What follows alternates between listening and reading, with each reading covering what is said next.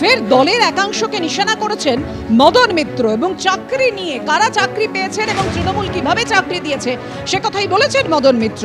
এখানে যারা আছেন তার মধ্যে 40% তৃণমূলের দেয়া চাকরি পেয়েছে। কিছু কর্মী আছে যারা দলটাকে খুবলে নিয়েছে। তৃণমূলের কর্মী সভা থেকে দলের কর্মীদের নিশানা করেছেন কামারহাটির তৃণমূল বিধায়ক মদন মিত্র। টিএমসিটা বন্ধ করে দিলাম, কামারহাটিতে টিএমসি নেই, বাড়িতে থাকতে পারবেন না, টিএমসি নেতাদের পায়ের তলায় গিয়ে আশ্রয় নিতে হবে। তার কারণ বাঁচাবার মতো কোনো বাবা আপনার পাশে এসে দাঁড়াবে না।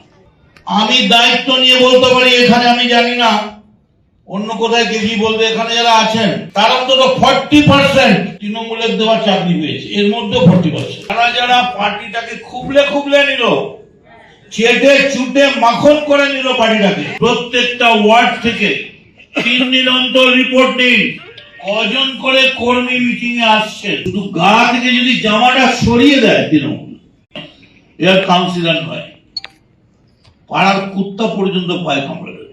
তৃণমূল দল তো অন্তত ক্ষত বিক্ষত সবাই জানে, এটা তার নানা রকম বহিঃপ্রকাশ হচ্ছে, বাংলা জুড়ে দেখতে পাচ্ছে, খুনাখুনি, মারামারি, রক্তারক্তি তৃণমূল দলের মধ্যে তো সংঘটিত হচ্ছেই।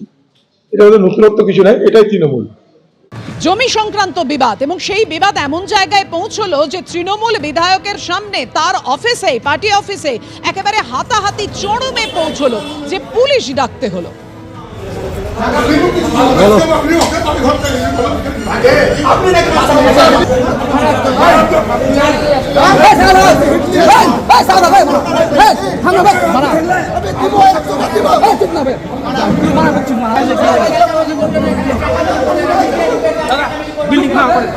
যেমন করে বিল্ডিং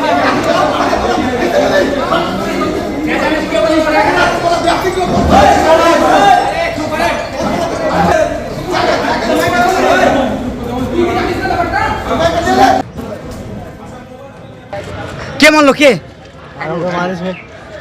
পক্ষের লোক? কি কারণে গন্ডগোল? মীমাংসা করতে এসেছি।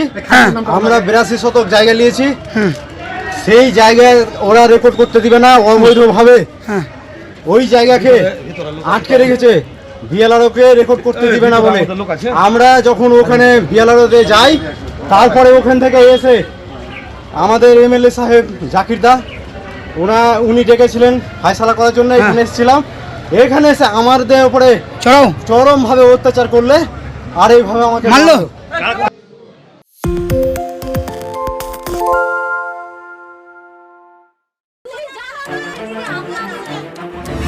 বাংলা চেঁচামেচি চায় না, বাংলা খবর চায়। বাংলা খবর, বাংলার খবর।